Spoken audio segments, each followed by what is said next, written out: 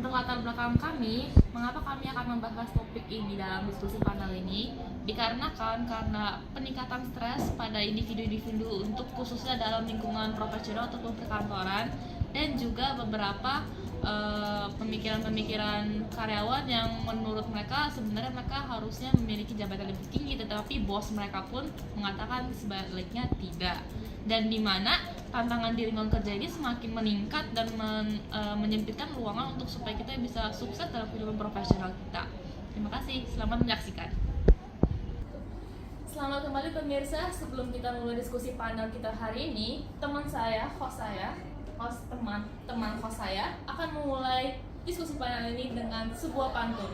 Kalian semua, Bapak Ibu, mau dimohon untuk berpartisipasi ya. Silakan. Kita mulai. Bunga mawar harum semerbak. Cakep. Mekar indah di pagi hari. Cakep. Selamat datang para hadirin yang bijak. Cakep.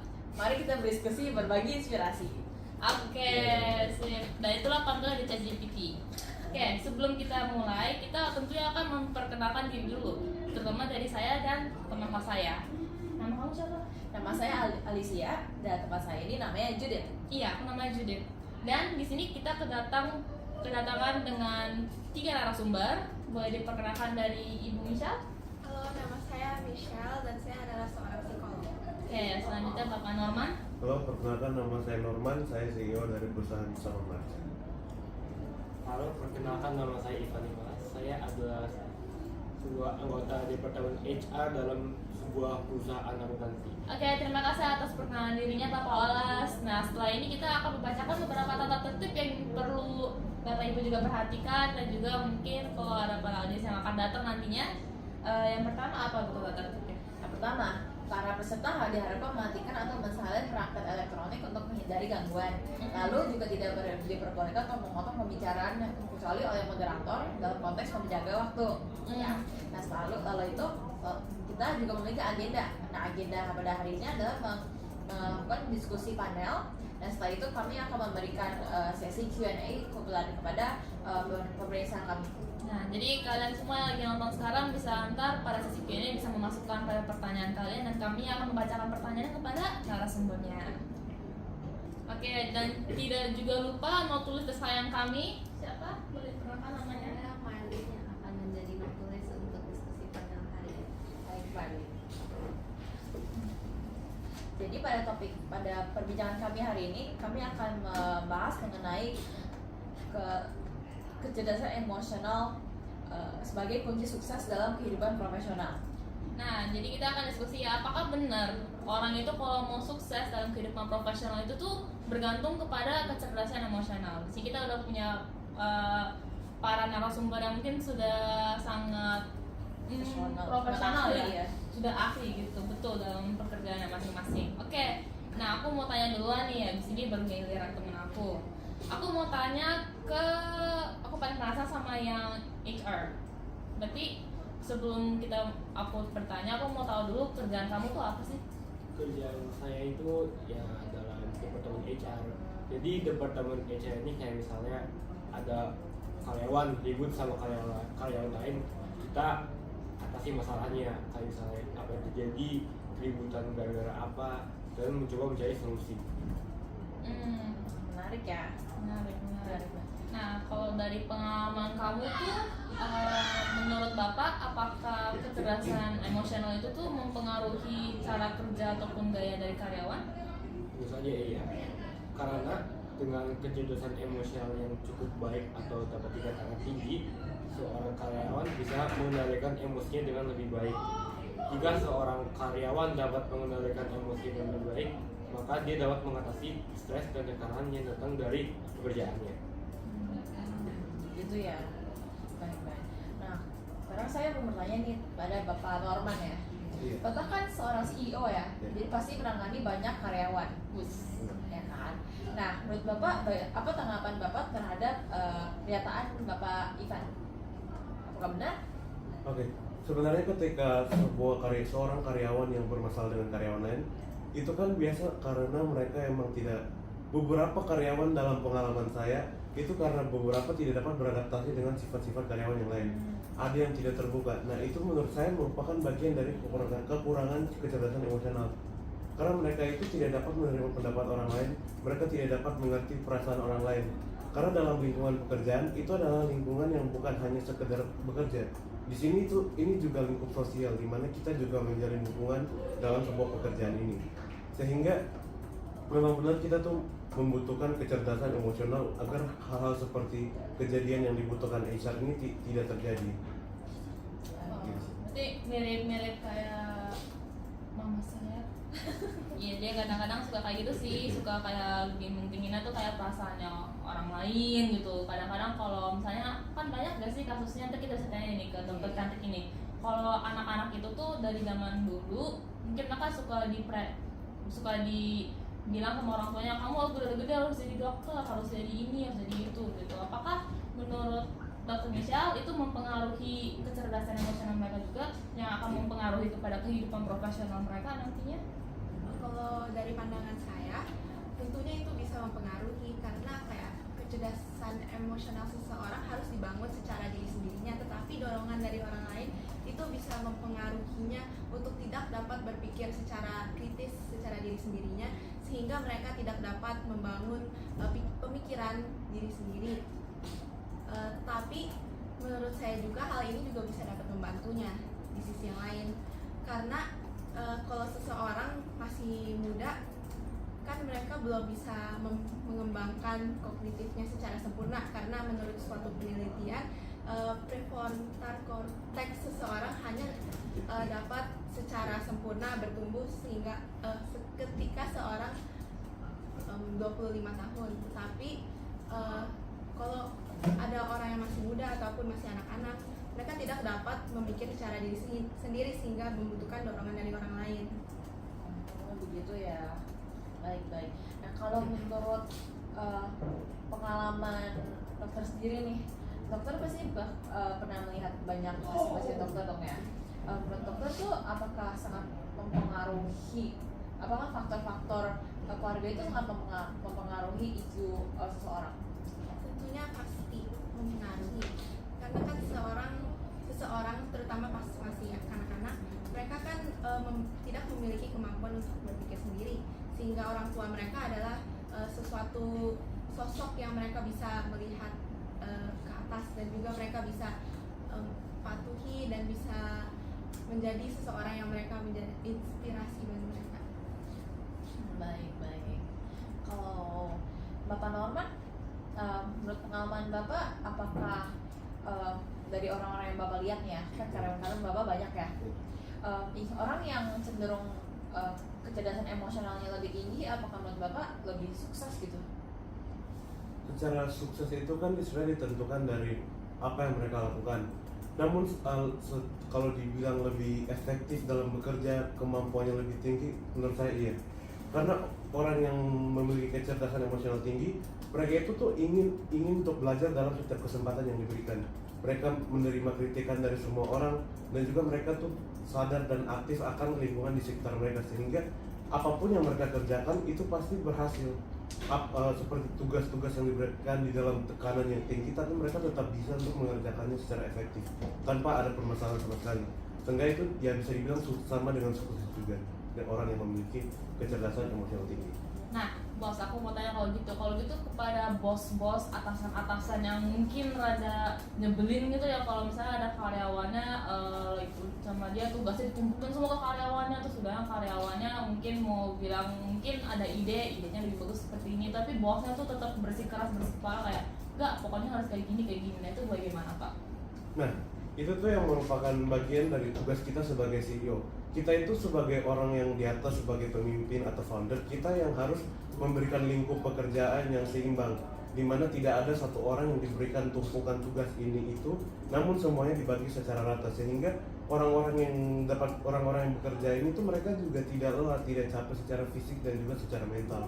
Nah, jadinya ketika kita sudah memberikan tugas secara seimbang, maka semua tugas ataupun semua pekerjaan dalam perusahaan kita tuh dapat terselesaikan dengan baik tanpa ada satu atau dua oknum yang merasa lelah secara mental atau fisik. Kalau gitu Bapak Ola pernah gak kalau gitu ada karyawan yang mungkin dalam situasinya kayak seperti tadi ya, bosnya itu rada-rada.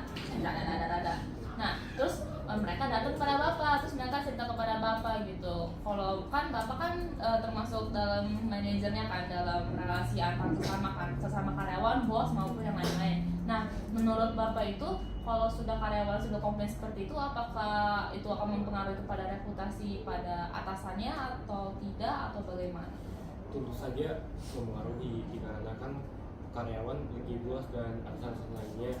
Jika sebuah karyawan saya dalam perusahaan merasa bahwa kebanyakan tugasnya itu ditumpuk kepada dia oleh antara rekan-rekannya atau bosnya, maka dia akan merasa stres dan tekanannya sangat besar. Dia bakal merasa kalau dia ini seperti tidak dihormati dalam pekerjaannya, sehingga dia merasa bahwa jika bosnya seperti ini, kemungkinan juga atasan atau manajemen mungkin yang tidak sama dalam perusahaan tersebut itu juga ya buruk. Gitu, iya. Nah tapi kan kita ya realistis saja ya, tidak semua orang memiliki kecerdasan emosional yang baik ataupun tinggi ya. Jadi kalau menurut Dr. Michelle, cara mengembangkan kecerdasan emosional seseorang itu bagaimana ya yang paling efektif gitu? Jadi dari pengalaman saya pribadi dengan bertemu dengan klien-klien saya sadar bahwa yang paling penting adalah suatu konseling di mana orang-orang bisa lebih mengerti tentang perasaan diri mereka sendiri dan emosi mereka secara pribadi. Tentunya kalau orang yang tidak memiliki kecerdasan emosional yang tinggi, mereka akan cenderung untuk tidak dapat mengendali emosi mereka, sehingga ketika ada suatu tekanan yang tinggi dalam kehidupan sehari-hari maupun kehidupan kerjaan atau kehidupan sosial, mereka akan lebih tidak dapat bisa mengetahui apa yang mereka harus lakukan. Mereka bisa tiba-tiba marah, tiba-tiba nangis, dan itu tidak baik untuk kehidupan karir atau pekerjaan mereka. Sehingga saya mengusulkan bahwa dengan memiliki suatu jurnal di mana mereka bisa menulis isi hati mereka dan apa yang mereka bisa pikirkan, mereka bisa lebih memiliki suatu medium di mana mereka bisa melepaskan emosi mereka kepada suatu buku itu dibanding kepada orang lain. Nah berarti kalau dari jawabannya Dr. Michelle, kayaknya aku jadi kepikiran deh, kalau berarti kalau dari dalam suatu pekerjaan ataupun misal ke kantor gitu, kita perlu mempunyai bidang departemen psikolog gak sih? Oh mungkin ya. Mungkin ya. Iya. Bapak Norman punya gak sekarang di pekerjaan Bapak? Saya sih tidak, jujur saya sih belum punya. Namun mungkin dari ini ide yang bagus untuk saya membuatnya. Nah, Namun bisa lah bekerja sama bareng Dr. Indonesia. itu benar. Nanti Dr. Indonesia berarti bekerja sama bareng Saya. kamu siapa? Nah, aku ada lagi nih pertanyaan. Nah, jadi kalau dari diskusi kita selama beberapa menit ini, baru beberapa menit ya, menurut Bapak Ibu, apakah yang terlebih dahulu itu tuh kecerdasan emosional atau bisa dibilang kayak IQ, kepintaran seseorang? Mungkin bisa dimulai dari Dr. Michelle. Jadi melalui pandangan saya, yang terlebih dahulu adalah kecerdasan emosional dibanding kesuksesan. Dan ini juga bisa dilihat dari berbagai penelitian yang menyatakan bahwa kecerdasan emosional ini lebih penting daripada IQ atau kecerdasan secara pikiran. Dan hal ini tuh dikarenakan pentingnya membangun suatu hubungan dan relasi dengan orang lain dalam lingkungan kerja. Orang-orang tidak bisa menjalin suatu hubungan jika mereka tidak memiliki kecerdasan emosional untuk mengetahui perasaan orang lain juga dibanding perasaan mereka sendiri. Dan mereka juga harus mengetahui bagaimana itu untuk ngomong dengan orang lain secara mereka tidak menyakiti hatinya, dan juga menerima suatu kritikan dan mengetahui bahwa itulah untuk membangun dan bukan untuk merendahkan orang lain. Gitu. Kalau kita lihat tanggapan di sebelahnya Dr. Michelle ya, Ya, Bapak Norman. menurut saya tuh kecerdasan emosional memang lebih penting dari IQ dulu. Karena contohnya dari pengalaman saya, pernah ada satu karyawan atau pekerja dalam perusahaan saya. Nah, dia ini tuh bisa dibilang seperti golden worker gitu lah, pokoknya orang yang sangat pintar yang dapat menyelesaikan pekerjaan-pekerjaannya dalam sekali ini. Yang memiliki IQ yang tinggi. Namun dia tuh bukan tipe orang yang bisa menerima kritikan dari orang lain. Dan dia juga tuh seperti orang yang tidak mempunyai perasaan gitu, terlalu transparan sehingga ketika dia memberikan komentar yang kepada orang lain dia tidak ada batasan gitu. Jadi dia langsung kayak, saya nggak suka kamu gini-gini, meskipun itu ada hal yang bagus, namun terkadang ada beberapa hal yang tidak dapat disampaikan secara langsung. Sehingga tuh dibutuhkannya kecerdasan emosional dulu dari IQ, karena kita tidak akan membutuhkan terlalu satu orang yang sangat pintar untuk menyelesaikan pekerjaan, namun kita dapat membutuhkan kayak orang secara standar, namun mereka dapat bekerja sama untuk mencapai sebuah tujuan atau sebuah kerjaan yang dimana mereka dapat menyelesaikannya dengan baik. Oh ya, begitu. Tapi sebelum kita lanjut ke Bapak Olas ya, Ipan, saya penasaran sama pernyataannya tadi Bapak Norman ya. Tadi kan katanya Bapak lebih menghargai orang yang IQ-nya lebih tinggi. Ya kan ya? Betul ya? Iya, Iya dong. Iya kan? Nah, jadi saya ingin tahu nih, kalau misalnya ada orang yang tadi seperti Bapak bilang IQ-nya tinggi banget, seperti Einstein lah ya, semua kerjaan bisa dikerjain sama dia. Nah, tapi kalau misalnya dia tuh kan pasti berguna banget di perusahaan Bapak nih ya, tapi karena kecerdasan emosional rendah, apakah langsung Bapak pecat atau bagaimana? Tidak mungkin. Jadinya kita mencari bagian bagi dia yang dapat dia kerjakan dengan sendiri. Tapi kan tidak mungkin kita akan kayak mengubah atau membengkokkan aturan demi dia sendiri. Jadi tentu kita ada gunanya bekerja sama dengan human relation itu agar kita dapat membuat dia yang awalnya susah, kita mengkonseling dia sehingga dia juga lebih terbuka dan dapat bekerja sama dengan orang lain.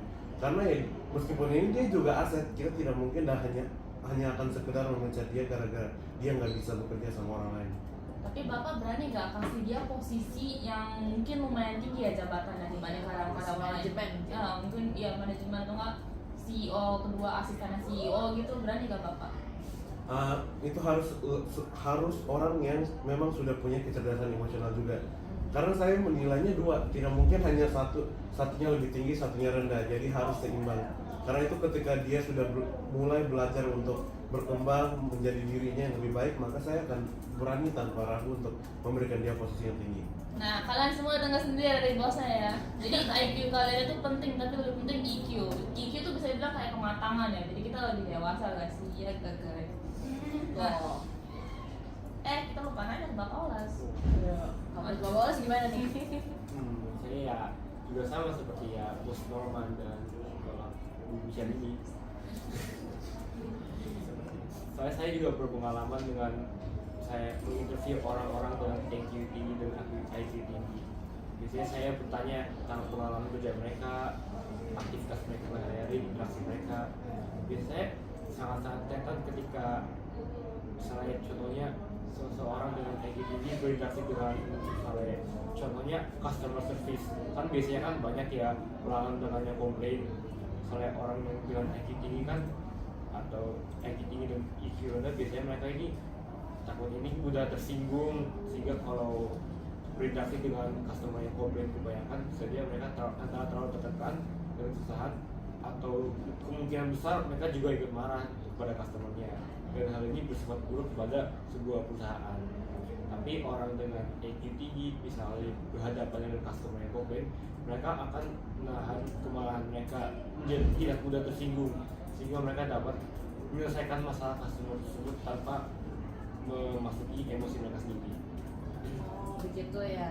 Ngomong-ngomong ya, Bapak itu kalau boleh tahu nih ya, di perusahaan Bapak sendiri HR tuh memutuskan untuk mempekerjakan seseorang tuh bagaimana? Apakah ada tes, interview, atau mungkin tes psikologi atau sesuatu? Kita melakukan kebanyakan tuh mulai dari interview. Kita bertanya dulu seperti yang sudah saya katakan, pengalaman mereka kerja di mana, interaksi mereka, hidup mereka bagaimana, dan menanyakan beberapa pertanyaan tentang pekerjaan, misalnya contoh pilihan A atau B. Biasanya dari situ dapat terlihat mereka ini orang-orang yang lebih mendingan antara diri sendiri atau orang lain. Terus dari situ dapat terlihat apakah mereka dapat memahami dan berinteraksi tak beradaptasi dengan lingkungan kerja yang perusahaan saya sediakan. Oh seperti itu ya. Jadi ada tes-tesnya ya. ngomong tentang tes nih, saya dengar ada namanya tes online untuk mengetahui apakah kecerdasan emosional kalian tuh tinggi atau tidak. Menurut Dr. Michelle, apakah itu efektif atau Akurat? akurat nggak? Menurut saya itu kan suatu tes yang bisa diisi kan secara langsung, tetapi itu tidak menunjukkan suatu secara langsung apa yang dilakukan orang itu untuk mereka bisa katakan bahwa mereka memiliki kecerdasan emosional. Jadi menurut saya suatu tes secara fisik, secara langsung dan untuk bertemu dengan seseorang dengan hadapannya itu lebih efektif untuk mengidentifikasi betapa cerdasnya suatu orang berdasarkan kecerdasan emosional. Oh, jadi kita bisa mengetahui kecerdasan emosional kita menggunakan tes online tersebut. Tapi akan lebih efektif jika kita bertemu langsung dengan psikolog ya. Iya, betul. Oh, begitu. Baik. Bingung kan? Aduh. Tapi berarti sebelumnya aku suka ngambil tes IQ juga sih online gitu iseng-iseng gitu. Tapi sebenarnya kalau aku pakai itu di resume saya untuk mengapply kepada pekerjaan nggak bisa. Gitu ya. Kamu udah pernah coba belum IQ tes? Belum sih. Nah, ya bisa tuh. Nah, aku juga kalau gitu aku mau buka topik lagi nih, subtopik ya. Kalau gitu, apakah kecerdasan emosional itu bisa mempengaruhi suatu kebudayaan atau lingkungan dalam lingkungan kerja konteksnya lebih ini? Bagaimana, Polas? Tentu saja bisa mengaruhi. Kayak misalnya satu karyawan udah tersinggung, gak mau marah, kan ribut ya kalau sama karyawan lain berinteraksi. Mungkin pernah ya kalian semua ini ketemu orang begitu. Biasanya kan ribut orangnya susah, keras kepala, itu bisa mempengaruhi efektivitas pekerjaan kalian lain juga. Karena dalam bekerja itu kita bukan bekerja dengan diri sendiri tapi dengan orang lain. Sebuah pekerjaan itu kayak sebuah tim gitu. Kalau misalnya satu orang bersalah, masalah tersebut dapat merambat kepada ya anggota-anggota lain. Kalau di situasi di kantornya Bapak Norman gimana sekarang? Kalau kebudayaannya begitu menurut saya sudah bagus. Mereka dapat bekerja sama dengan baik tanpa ada yang menjadi kasar terhadap orang lain gitu. Karena kayak kan dalam perusahaan saya ini kan perusahaan supermarket, kita tuh kayak memastikan bahwa dalam semua retail itu ada produknya. Jadinya kan semua pekerjaan terbagi, jadi dari inventory, logistik, shipment itu semua tuh terbagi.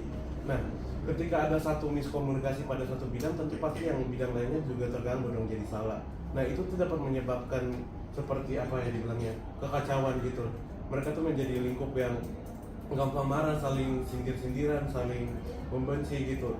Namun ketika kita sudah mengatur dan memastikan bahwa mereka itu dapat bekerja sama secara profesional, ketika ada komunikasi maka yang diselesaikan secara baik-baik, maka hal itu semua sudah menjadi mereda. Sehingga ketika ya dalam satu kesalahan pun dapat kesalahan yang dari kecil sudah maupun besar ya dapat diselesaikan dengan baik-baik tanpa ada kekacauan sama sekali.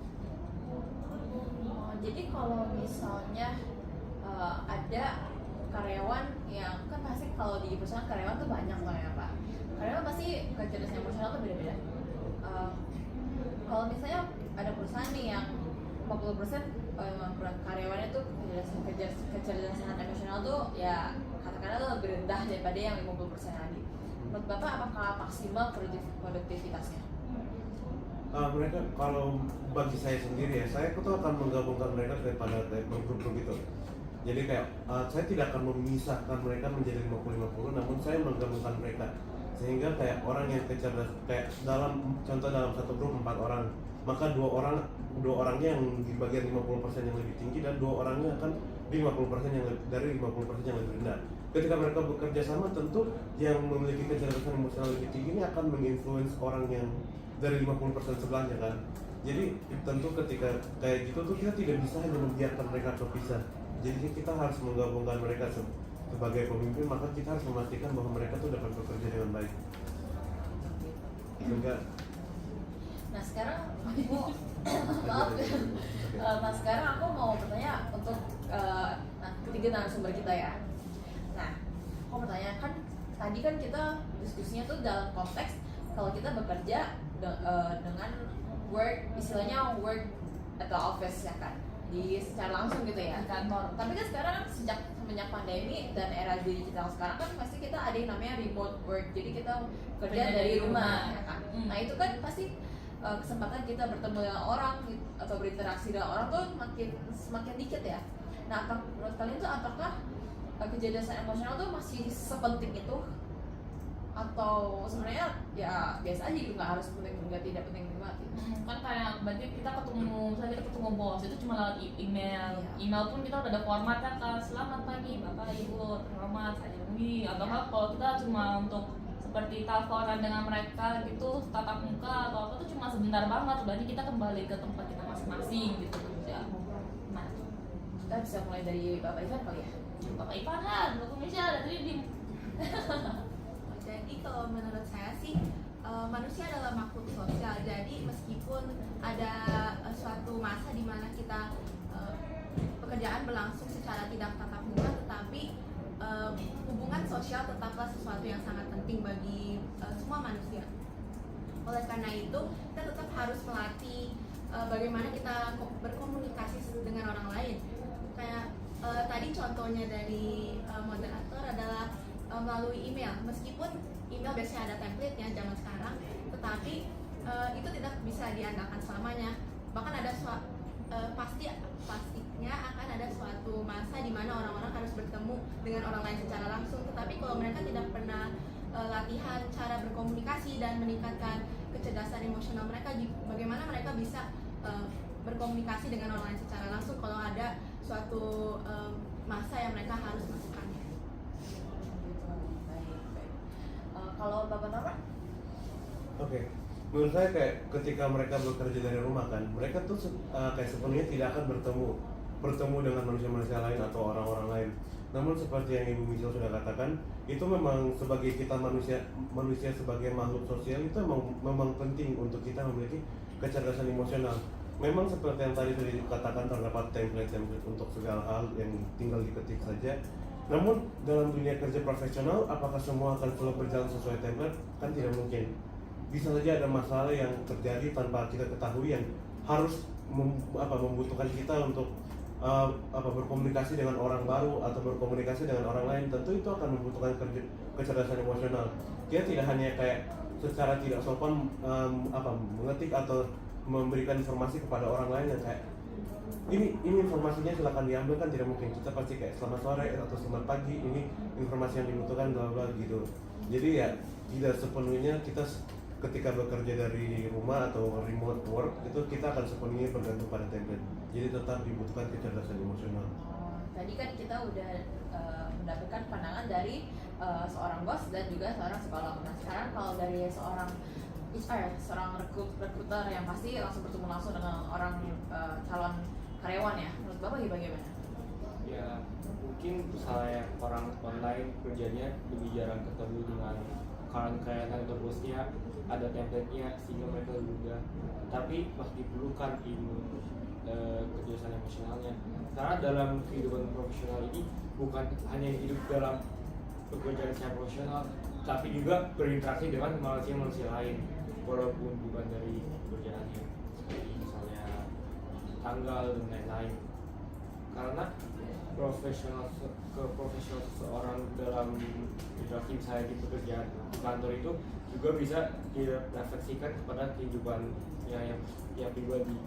Sehingga ya sebagai makhluk sosial harus menggunakan kecerdasan emosional untuk dapat hidup bersama dengan lebih baik. Kalau gitu Bapak Oles pernah gak mengalami Bapak lagi interview orang gitu, interviewnya kan lewat online daring, jadi beda laptop ke laptop gitu. Apakah Bapak pernah melihat sebuah kasus di mana orang-orang beberapa kandidat yang Bapak sedang bicara kepadanya itu mereka menggunakan suatu template? Karena kan AI sekarang udah banyak ya, dan saya juga kadang-kadang melihat kalau orang mau apply kerja tuh mereka sambil buka AI yang bisa mendengarkan pertanyaan-pertanyaannya, terus lalu mereka ada template jawabannya. Itu Bapak pernah gak seperti itu? Pernah sih, tapi sering banget. Tapi kadang banget dikarenakan cara mereka menjawab, jawaban mereka ini kayak kurang unik gitu, kayak biasa banget.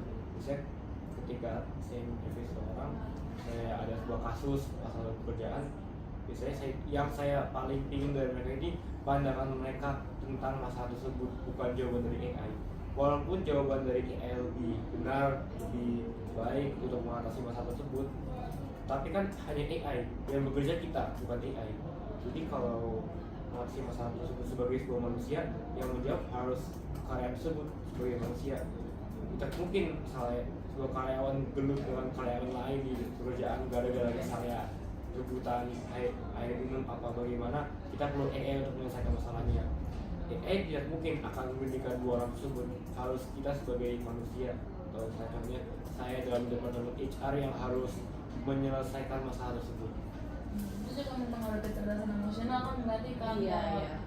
amit-amit kalau tiba-tiba interviewer kamu tahu pakai AI langsung Udah diskualifikasi. udah diskualifikasi ya, berarti udah turun ya. Iya. Ratingnya gitu. Ya. Sekarang kan tadi kita udah bertanya-tanya nih, udah diskusi ya. Nah, sekarang kita mau lanjut ke sesi berikutnya, yaitu pertanyaan dari penonton kita, pemirsa kita. Nah, sekarang kita udah mendapat beberapa pertanyaan dari penonton kita secara online ya. Nah, salah satunya adalah ini nih. Dalam situasi tekanan tinggi dalam kerja, bagaimana kecerdasan atau kematangan emosional dapat membantu? Misalnya, Bapak Norman itu kan seorang pemimpin ya. Bapak kan kalau dalam kalau pemimpin kan pasti ada ya situasi-situasi yang nggak mengenakan ya, entah itu secara sosial di kantor atau mungkin karena urusan bisnis ya. Menurut Bapak bagaimana? Ya, nah itu tuh sangat dipentingkan ya untuk memiliki kecerdasan emosional. Karena sebagai CEO kan kita sebagai pemimpin, ketika terdapat masalah yang memang harus kita yang ini, semua orang yang bekerja di bawah kita akan melihat kita. Mereka akan kayak ya pasti jawabannya ada di pemimpin kita gitu. Jadi ya kita perlu memiliki kecerdasan emosional agar kita bisa bertahan, kita bisa dengan fokus mencari solusi tanpa menyalahkan orang lain. Dan ini ketika ya menurut pengalaman saya, ketika kita dijatuhkan dalam tekanan gini tuh terkadang beberapa orang tuh cenderung untuk kayak menaruh pekerjaannya dengan banyak-banyak tuh kepada satu orang gitu, seperti Mas yang tadi sudah bilang.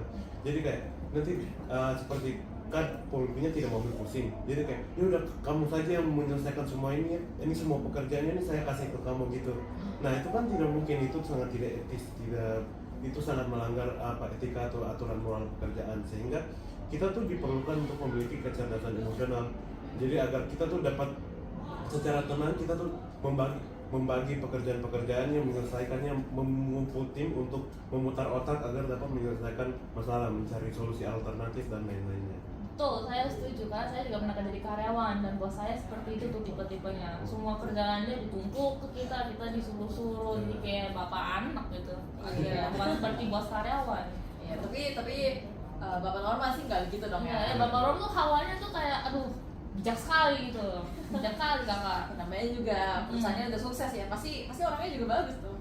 Nah, aku ada pertanyaan lagi nih dari orang, dari live-nya kita nih, untuk tertuju kepada dokter.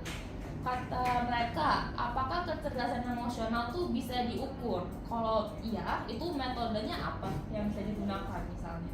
Ada konkretnya gitu. Biasanya dalam kehidupan sehari-hari kita pastinya kalian pernah melihat dong kayak tes-tes yang tadi sudah dibilang, tes-tes kecerdasan emosional. Tetapi sebenarnya menurut saya kan itu tidak terlalu bisa diandalkan kan, karena orang-orang bisa saja membohongi tes-tes tersebut. Oleh karena itu menurut saya adalah dengan bertemu dengan orang lain secara tatap muka, maka mereka bisa secara langsung menunjukkan kecerdasan emosional mereka, di mana mereka bisa bekerja di bawah tekanan dan mengambil keputusan-keputusan yang bijak meskipun ada tekanan yang kuat di atas mereka. Karena biasanya kan orang kalau misalnya mereka sedang stres, mereka tidak bisa sungguh-sungguhnya membuat suatu keputusan. Mereka contohnya mereka lebih memilih untuk tidur karena mereka capek dan tidak mengerjakan tugas-tugasnya, dan ini juga dapat menghambat karirnya seseorang. Dan oleh karena itu saya merasa bahwa dengan menunjukkan secara langsung betapa kuatnya mental seseorang, maka mereka bisa juga menunjukkan kecerdasan emosionalnya. Itu benar, kita tuh harus training dulu, makanya itu fungsinya training kalau mau masuk pekerjaan. Bapak Norman ada training orang nggak sebelum kita masuk ke? Ya pastinya, karena dalam dalam memasuki bidang-bidang tertentu kan akan dibutuhkan skill-skill yang spesifik kan. Mm. Nah pasti itu kalau kita tidak menyarankan mereka, kalau kita menyarankan mereka untuk mencari apa ya pelatihan di luar, ya tentu kita training di dalam perusahaan kita sendiri untuk kayak memastikan kayak contoh dalam bagian logistik. Jadi memastikan bahwa perhitungan mereka, matematika mereka tuh dapat berjalan secara baik dalam tekanan ataupun dalam apapun, agar ketika mereka tuh apa dibilang mengatur produk-produknya itu tidak sembarangan aja gitu. Karena ya tentu dalam bisnis itu juga tidak sembarangan kita hanya memainkan sesuatu. Gitu. Kalau Bapak Olas ya, Bapak Ivan kan sebagai kepala seksi human relations ya, itu kan pasti ada yang namanya concernnya tentang karyawannya kan ya. Nah bapak di perusahaan Bapak sendiri tuh ada nggak sih seksi khusus, orang-orang khusus yang emang dikhususkan untuk melatih karyawan-karyawan baru supaya kecerdasan emosionalnya tuh sesuai standar lah. Sektor Pak, bukan seksi. Sama. Jadi tapi iya saya punya. Biasanya itu mereka ini pertama ketika ada karyawan baru atau mungkin karyawan lama, kita melakukan pelatihan itu melalui pengenalan lingkungan dulu. Misalnya, oh bagian ini di sini. Kalau misalnya dalam departemennya bekerja untuk ini akan apa saja, bekerja sama dengan orang-orang saja, misalnya seniornya gitu, dengan sama aja dengan kerjanya biar bisa saling mengenal, biar lebih enak bekerja. Habis itu kita melakukan contoh sebuah tes kerja sama contohnya sehari biar mereka bisa memiliki pengalaman. Saya contohnya sebuah anak magang yang bekerja untuk perusahaan, mereka akan tes kerja selama sehari, dites apakah mereka dapat mengendalikan stres dalam pekerjaannya atau tidak. Jika berhasil, maka mulai dari hari selanjutnya mereka akan bekerja sebagai normal, dan kita akan mengobservasi bagaimana mereka berinteraksi dengan antara pelanggan, sama karyawan, atau dengan mas saya sendiri. Oke, terima kasih jawabannya kata si audiens kepada Bapak Olas. Nah, kita ada satu terakhir pertanyaan dari audiens yang dituju kepada Bapak Norman. Dia bertanya, sejauh mana organisasi atau perusahaan memberikan perhatian pada pengembangan kecerdasan emosional dalam program pelatihan karyawan mereka? Dalam pelatihan karyawan kan itu memang sangat dibutuhkan untuk kecerdasan emosional. Berarti kalau perusahaan yang tidak mengawasi kecerdasan emosional atau pelatihannya, ya itu benar pasti kurang bagus. Jadinya ya sebagai dalam membangun perusahaan atau sebagai pemimpin perusahaan, ya kita harus memastikan bahwa perkembangan pelatihan untuk kecerdasan emosional itu sudah sangat berkembang gitu, sehingga ketika karyawan masuk ke dalam perusahaan kita, ya mereka tidak hanya mendapatkan skill-skill seperti untuk pekerjaan, tapi ya skill-skill dasar seperti ya berrelasi dengan orang atau ya basic-basic dari kecerdasan emosional ini. Jadi gitu. Berarti sangat diperhatikan ya sebenarnya. Nah, sepertinya waktunya kita sekarang sudah habis nih. Untuk apakah ada yang ditambahin? Sepertinya tidak. Oh iya, kesan ya. Oh. Nah, sebelum kita mulai penutup, udah mau selesai, aku ada temen aku mau nanya satu pesan, kesan ataupun nasihat kepada para audiens kita yang lagi nonton. Di sini mereka ada anak SMA, kuliahan, dan mungkin ada juga orang yang baru lulus kuliah dan bekerja gitu. Mungkin bisa dimulai dari Bapak Olas, pesan dan kesan. Kalau misalnya bekerja apa itu jangan terlalu stres ya. Kalau saya stres gitu ya, dapat dikata yang pada zaman sekarang healing gitu, apa enggak konsultasi dengan seseorang biar stresnya hilang. Oke, kalau dari Michelle? Yang paling penting adalah jangan hanya mementingkan kecerdasan kamu, tetapi kecerdasan emosional juga lah sesuatu yang harus dikembangkan. Dan terakhir? Oke, nah seperti tadi ya, dalam dunia pekerjaan berarti sukses itu bukan sesuatu yang mudah didapat ya, jadi dikerjanya ya pelan-pelan. Dan ketika sudah bekerja ya hidup di bawah santai aja, seperti yang tadi Bapak Olsen bilang, di bawahnya seimbang aja, pekerjaan disamaratakan dengan kehidupan biasa. Karena ketika seseorang itu pengen cepat-cepat kaya, mereka pastinya akan terburu-buru ingin mencoba banyak hal. Itu pasti akan merusak semua sifat mereka, contohnya juga kecerdasan emosional. Karena dari Alkitab nih ada ayat yang mengatakan bahwa cinta akan uang adalah akar dari segala kejahatan. Berarti Oh, keren sekali Keren ya. keren. Oke, sepertinya itu saja dari kita, dari kami juga para moderator dan penulis. Semoga para audiens kalian semua bisa mendapatkan sesuatu yang penting, apalagi tadi ada ayat firman loh ya. Dan sekian dan terima kasih. Dadah.